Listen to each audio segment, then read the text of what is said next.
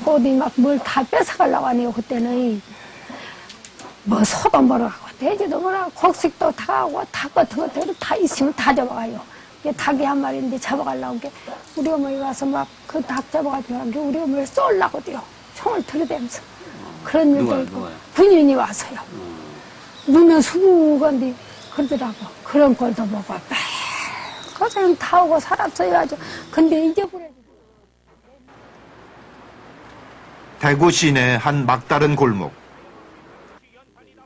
박태선 할머니가 사는 단칸방입니다. 할머니는 오늘도 도라지를 까느라 부산합니다. 남편을 잃고 남의 집 식모살이부터 탄광촌 식당 일까지 평생 안 해본 일이 없다는 할머니. 그 중에서도 할머니가 가장 견디기 힘든 것은 남편 죽인 여자라는 시집 식구들의 손가락질이었습니다.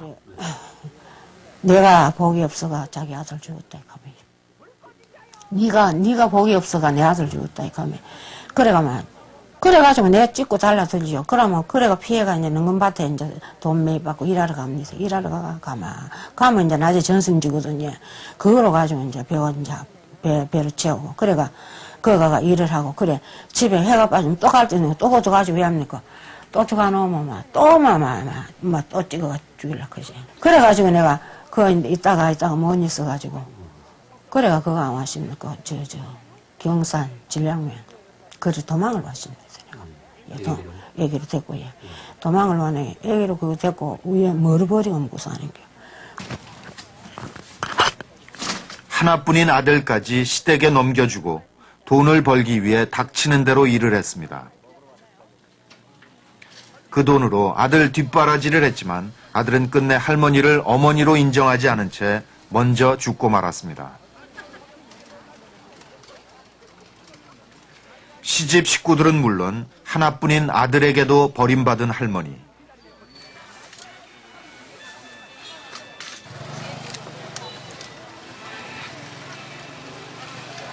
하루하루 살기가 빠듯하지만 그래도 죽은 남편을 위해 꼭 해야 할 일이 남아있다고 합니다. 꿈에 데려왔대요. 날 데려왔어, 그래서 꿈에. 그게 지금 몇 년째 나는, 10몇 년째 나는 거, 이제 몇 년째 나는데, 내가 요래 앉아가 있고, 요래 앉아가지고, 내가 이렇게 앉아있대. 젊을 때 죽었는데, 죽어도, 늙었나, 젊었나, 이 가면 내가 옆눈을 한번 봤거든요. 꿈에 이래 보니까 늙었대요. 야, 늙었는데, 모자는 안 쓰고, 두루마기는 허연 두루마기 있고, 그래가지고 또 앉아가 날 보고, 가자. 이제 가자, 이 가더라고요. 안 간다. 또 조금 그냥 가자. 이제 딸 가자, 이거냐. 안 간다, 또 이렇게 했거든요. 10원째 가자, 이렇게 하는 거야. 내 힘대로 먹을 빼가 안 간다고 감을 얼마나 질러놨던데. 눈 뜨고 와, 갚이고 없대요. 그러고는 이제 안 옵니다. 그리고 남편인데, 그래도 그 사람 믿고 시집을 나가서 하던 남편인데, 꿈에 보이면 내가 힘이 하나 또 없고, 마음이 좀 이상해져 버려. 네, 마음이 좀 이상해져. 그리고 며칠간은 내가 아무것도 하기 싫고, 그래. 남편의 한을 풀어주기 전에는 남편 곁으로 갈 수 없다는 박태선 할머니. 오늘은 모처럼 거울 앞에 앉아 단장을 합니다. 남편을 만나러 가려는 것입니다.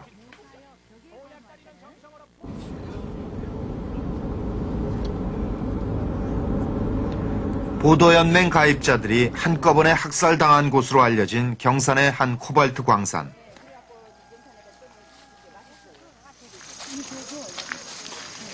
(3,000명이) 학살된 것으로 추정되는 이곳은 보도연맹 사건 중에서 가장 많은 사람이 학살된 장소로 알려져 있습니다. 남편이 이곳에서 죽었다는 동네 사람 말을 듣고 할머니는 남편 생각이 날 때마다 이곳을 찾습니다. 3년 전 수직으로 파내려간 굴 한쪽이 무너지면서 모습을 드러낸 굴에서는 수많은 유골이 발견됐습니다. 머리에는 총알이 뚫고 간 흔적이 뚜렷합니다. 목격자들은 코발트를 캐던 폐광에 보도연맹원들을 밀어넣어 사살했다고 주장합니다.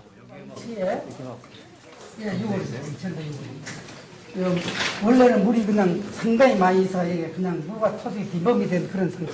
지금 실제로 무너진 굴에서는 수를 헤아릴 수 없는 뼈들이 발견됐습니다. 한번이 걱정이 있었어. 이곳에 올 때마다 박태선 할머니는 그만 넋을 놓고 맙니다.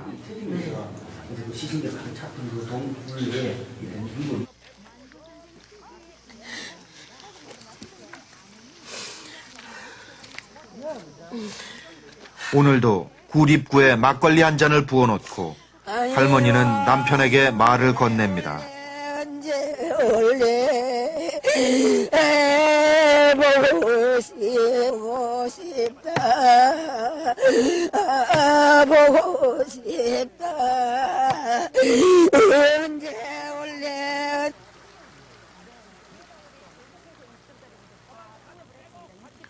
감이 익어가는 늦가을. 팔순이 넘은 나이에도 농사일을 놓지 못하는 도정렬 할머니는 오늘도 감을 따고 있습니다. 혼자이므로 딸 넷을 키워 결혼시키고 이제는 밀양박지 13대 종부로 혼자 사당을 지키고 있는 도정렬 할머니. 그래서 참고 살아야 했던 일이 더 많았습니다. 나 한 10년 울었어요. 남편이 없고. 10년을 완전히 만나러 앉아 울었어요. 나중에 일하고 밤으로는 울고. 하도 원통했어. 그런데 눈물이 말라붙어요. 하도 울으면.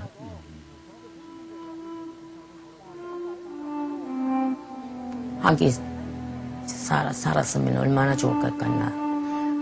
어떤 사람은 저리 한 끼 사는 공 싶고. 밤으로만 많이 울어놓으니까 비계가 하나 썩었어, 비계가. 눈물이 배가지고.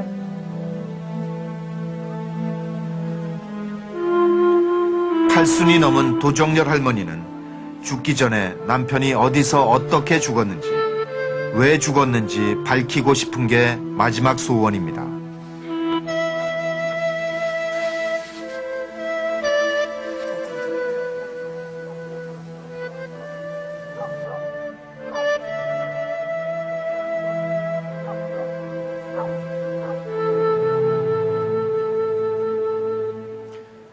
가족이 억울하게 학살됐다고 주장하면서 진상규명을 요구하는 이 할머니들은 대부분 자식들을 다 키워서 출가시킨 다음에 비로소 입을 열기 시작한 분들입니다.